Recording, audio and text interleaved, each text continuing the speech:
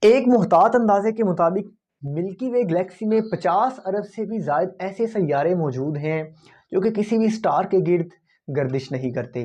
ان سیاروں کو روج پلینٹس کہا جاتا ہے اور یہ سیارے آوارہ طور پر سپیس میں ایک جگہ سے دوسری جگہ گھومتے رہتے ہیں۔ چونکہ ان سیاروں کی اپنی کوئی بھی روشنی نہیں ہوتی، اس لیے ان سیاروں کو ٹیلیسکوپ کی مدد سے دیکھنا بالکل بھی ممکن نہیں ہے۔